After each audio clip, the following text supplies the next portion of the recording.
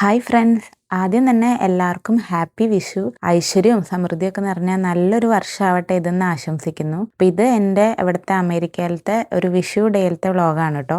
ഇവിടെ ഏപ്രിൽ 14-നായിരുന്നു കേട്ടോ വിഷു. നാട്ടിലേക്കാൾ ഒരു ദിവസം മുൻപായിരുന്നു. അതായത് നാട്ടിലത്തെ സമയവും ഇവിടുത്തെ സമയവും വ്യത്യാസമുണ്ട്. ഞങ്ങളെപ്പോഴും ഇവിടുത്തെ ഗുരുവായൂരപ്പൻ ടെമ്പിളിലെ വിഷുക്കണി വെക്കുന്ന ദിവസമാണ് നോക്കാറ്. അപ്പോൾ ഇവിടുത്തെ തിരുമേനി പറഞ്ഞിട്ടുണ്ടായിരുന്നു 14-നാണ് വിഷു വരികയെന്ന്. അപ്പം അത് കാരണം ഞങ്ങൾ ഏപ്രിൽ 14-നാണ് വിഷു. അപ്പോൾ ഞങ്ങൾ രാത്രി തന്നെ കണിയൊക്കെ ഒരുക്കി വെച്ചു. കണി വെക്കാൻ ആവശ്യമുള്ള സാധനങ്ങളൊക്കെ ഇവിടുത്തെ ഇന്ത്യൻ സ്റ്റോറിൽ തന്നെ നമുക്ക് കിട്ടും.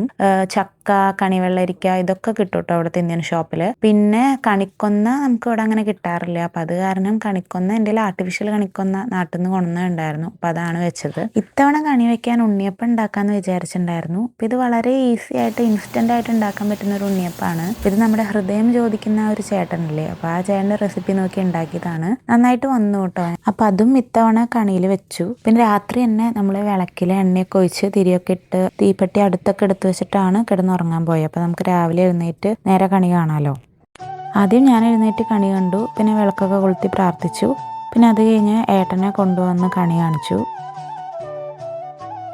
പിന്നെ അത് കഴിഞ്ഞിട്ട് മക്കളെ വിളിച്ചു കാണിച്ചു കേട്ടോ. പൈനാപ്പിൾ, ആപ്പിൾ, കോക്കനട്ട്, മാംഗോ,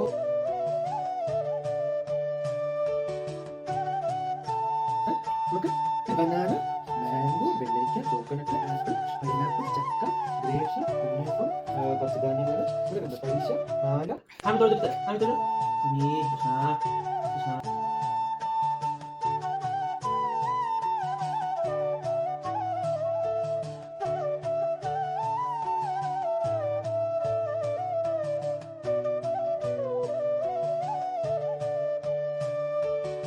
രാവിലെ കുളിയൊക്കെ കഴിഞ്ഞ് ഏട്ടൻ ഞങ്ങൾക്ക് എല്ലാവർക്കും വിഷു കൈനീട്ടം തന്നു. ചെറുപ്പത്തിലൊക്കെ വിഷു ആവാൻ വേണ്ടി കാത്തിരിക്കും ഈ ഒരു വിഷു കൈനീട്ടം കയ്യെ കിട്ടാനായിട്ട്. എല്ലാ ബന്ധുക്കളും വിഷു കൈനീട്ടം തരുമല്ലോ. അപ്പോൾ ഈ ഒരു സമയത്ത് റിലേറ്റീവ്സിൻ്റെ ഒക്കെ വീട്ടിൽ പോകാൻ ഒരു പ്രത്യേക ഉത്സാഹമായിരിക്കും. ഇപ്പൊ പിന്നെ നമ്മളാണല്ലോ കൊടുക്കേണ്ടത്. പക്ഷെ ഇപ്പോഴത്തെ കുട്ടികൾക്കൊന്നും നമുക്കുണ്ടായിരുന്ന ആ ഒരു എക്സൈറ്റ്മെന്റ് ഇല്ലാന്ന് എനിക്ക് തോന്നുന്നു. പക്ഷെ എന്നാലും നമ്മൾ വിഷു എന്താണ്, അതെന്തിനാണ് നമ്മൾ ആഘോഷിക്കുന്നത് എന്നൊക്കെ പറഞ്ഞു കൊടുത്തിട്ടാണ് മക്കളെ വളർത്തുന്നത്. ഇത് നമ്മുടെ ഒരു ന്യൂ ഇയർ ആണ്, നമ്മൾ ന്യൂ ഇയർ സെലിബ്രേറ്റ് ചെയ്യുന്ന നമ്മുടെ മലയാളികളുടെ ന്യൂ ഇയർ ആണ് എന്നൊക്കെ മക്കളുടെ അടുത്ത് പറഞ്ഞു കൊടുത്തിട്ടുണ്ട്.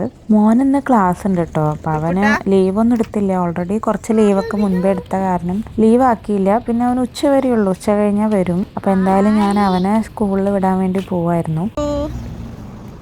ബൈ ബൈ ബൈ പറയൂ ദേവു ചേട്ടൻ്റെ അടുത്ത്. ചേട്ടൻ പോണ കണ്ടോ സ്കൂളിൽ? അങ്ങനെ മോനെ ഡ്രോപ്പ് ചെയ്ത് വീട്ടിലെത്തിയതിനു ശേഷം ഞാൻ ഉച്ചയ്ക്കുള്ള സദ്യ പ്രിപ്പറേഷൻസ് തുടങ്ങി. കാര്യമായിട്ടൊന്നും ഉണ്ടാക്കുന്നില്ല, കാരണം നമുക്ക് 2 ദിവസം മുന്നേ ഇവിടെ ഒരു സദ്യ ഉണ്ടായിരുന്നു. അതിന്റെ കുറേ കറികളൊക്കെ ബാക്കിയുണ്ട്. അതൊക്കെ ഞാൻ ഫ്രീസറിൽ വെച്ചിരിക്കുകയാണ്. അപ്പോൾ അത് കാരണം തന്നെ ഞാൻ വളരെ കുറച്ച് ഐറ്റംസ് ഇപ്രാവശ്യം ഉണ്ടാക്കുന്നുള്ളൂ. അപ്പോൾ സാമ്പാർ ഉണ്ടാക്കുന്നുണ്ട്, പിന്നെ എലിശ്ശേരി ഉണ്ടാക്കുന്നുണ്ട്, ഓലൻ ഉണ്ടാക്കുന്നുണ്ട്, പിന്നെ പായസം. ഇതാണ് ഞാൻ ഉണ്ടാക്കുന്നത്. പായസം പാൽപ്പായസമാണ് ഉണ്ടാക്കിയത്. ഇവിടെ എല്ലാവർക്കും വൈറ്റ് പായസമാണ് കൂടുതൽ ഇഷ്ടം. പാലടയാണ് കൂടുതൽ ഇഷ്ടം, പക്ഷെ പാലട എൻ്റെ കയ്യിൽ ഉണ്ടായിരുന്നില്ല. അപ്പം അത് കാരണം ഞാൻ പാൽപ്പായസം ഉണ്ടാക്കി. ഇതാണ് നമ്മുടെ വിഷു സദ്യ ഐറ്റംസ്: ചോറ്, കൂട്ടുകറി, ഓലൻ, പപ്പടം, ക്യാബേജ് തോരൻ, അവിയൽ, എലിശ്ശേരി, മാമ്പഴ പുളിശ്ശേരി, ബീട്രൂട്ട് പച്ചടി, പൈനാപ്പിൾ പച്ചടി, സാമ്പാർ, രസം, അച്ചാർ, പുളിയിഞ്ചി, പരിപ്പ്, പിന്നെ പായസം ഉണ്ട്. പായസം, പാലട, പരിപ്പ് പ്രഥമൻ, പിന്നെ പാൽപ്പായസം, പിന്നെ പുളിശ്ശേരി, ഉണ്ണിയപ്പം. ഇത്രയും ഐറ്റംസ് ഉണ്ട്. ഇതെല്ലാം ഇവിടെ ഉണ്ടാക്കിയല്ല കേട്ടോ. കുറച്ചൊക്കെ കഴിഞ്ഞ ദിവസം ഒരു സദ്യ ഉണ്ടായിരുന്നു, അപ്പോൾ അതിൻ്റെ ഐറ്റംസുമാണ്. പിന്നെ സാമ്പാർ, എലിശ്ശേരി, ഓലനൊക്കെ ഞാനിവിടെ ഉണ്ടാക്കി തന്നെയാണ്. പിന്നെ പാൽപ്പായസം, ഉണ്ണിയപ്പം അതൊക്കെ ഉണ്ടാക്കിയാണ്. നമുക്ക് വിളമ്പിയിട്ട് കഴിക്കാം.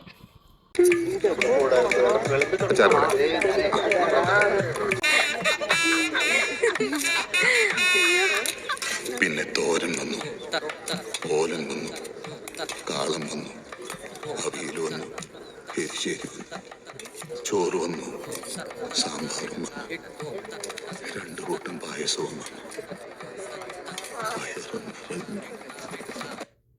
അങ്ങനെ സദ്യയൊക്കെ വിളമ്പി ഞങ്ങൾ കഴിച്ചു. ഇപ്രാവശ്യം സദ്യ അത്യാവശ്യം ഗ്രാൻഡ് ആയിരുന്നു. സാധാരണ ഞാൻ എലിശ്ശേരി, സാമ്പാർ, ഒരു ഇഷ്ടു അല്ലെങ്കിൽ ഓലൻ, അവിയൽ, പപ്പടം ഇതാണ് ഉണ്ടാക്കാറ്. അപ്പോൾ ഇപ്രാവശ്യം ഇങ്ങനത്തെ ഐറ്റംസ് ഒക്കെ ഉണ്ടായിരുന്ന കാരണം നല്ലൊരു സദ്യയായിരുന്നു. അപ്പോഴേക്കും മോനും സ്കൂൾ വിട്ട് വന്നു. പിന്നെ അവനും കുറച്ച് ഫുഡ് കൊടുത്തു. പിന്നെ ചെറിയ ആൾക്കും കൊടുത്ത് ഞങ്ങളും കഴിച്ചു കേട്ടോ. സദ്യയൊക്കെ കഴിച്ച് കഴിഞ്ഞ് ഈവനിങ് ആയപ്പം ഞങ്ങൾ ഇവിടുത്തെ ഗുരുവായൂരപ്പൻ ടെമ്പിളിലേക്ക് പോവാണ്. നമ്മൾ വിഷു ടൈമിൽ അവിടെ പോവാറുണ്ട്. അപ്പോൾ വിഷു സമയത്ത് അവിടെ വിഷുക്കണിയൊക്കെ വെച്ചിട്ടുണ്ടായിരിക്കും. അപ്പോൾ അത് കാണാൻ വേണ്ടിയിട്ടാണ് മെയിനായിട്ട് പോകുന്നത്. ഇതാ ഈ കാണുന്നതാണ് കേട്ടോ ഇവിടുത്തെ ഗുരുവായൂരപ്പൻ ടെമ്പിള്. നമ്മുടെ നാട്ടിലെ ഗുരുവായൂർ അമ്പലം പോലെയൊന്നുമില്ല. ഇവിടുത്തെ അമ്പലമൊക്കെ വ്യത്യസ്തമാണ്. ഞാൻ അതിനു മുന്നേ ഈ ഒരു അമ്പലത്തിന്റെ വ്ളോഗ് ചെയ്തിട്ടുണ്ട് കേട്ടോ. അപ്പോൾ നമ്മൾ ഒട്ടുമിക്ക വിശേഷ ദിവസങ്ങളിലും ഈ ഒരു അമ്പലത്തിലാണ് പോവാറ്. നമ്മുടെ നാട്ടിലെ ഗുരുവായൂർ അമ്പലത്തിൽ പോയ പോലത്തെ ഒരു ഫീലൊന്നും കിട്ടില്ല. അത് വേറെ തന്നെ ഒരു ഫീലാണ്. എന്നാൽ ഇവിടെ ഉള്ളപ്പം എനിക്ക് ഈ ഒരു അമ്പലത്തിൽ വരുമ്പോൾ മൈൻഡ് നല്ല റിലാക്സ് ആയ പോലെ തോന്നാറുണ്ട്. അതുകൊണ്ട് മിക്ക വിശേഷ ദിവസങ്ങളിലും ഞങ്ങൾ ഇവിടേക്ക് വരാറുണ്ട്. ഈവനിങ് ആയ കാരണം വലിയ തിരക്കൊന്നും ഇല്ലായിരുന്നു. പിന്നെ വർക്കിംഗ് ഡേയും കൂടിയാണല്ലോ. അപ്പോൾ ഞങ്ങളുടെ കൂടെ ഇവിടുത്തെ ഒരു മലയാളി ഫ്രണ്ടും കൂടി ഉണ്ട് കേട്ടോ, രമ്യ.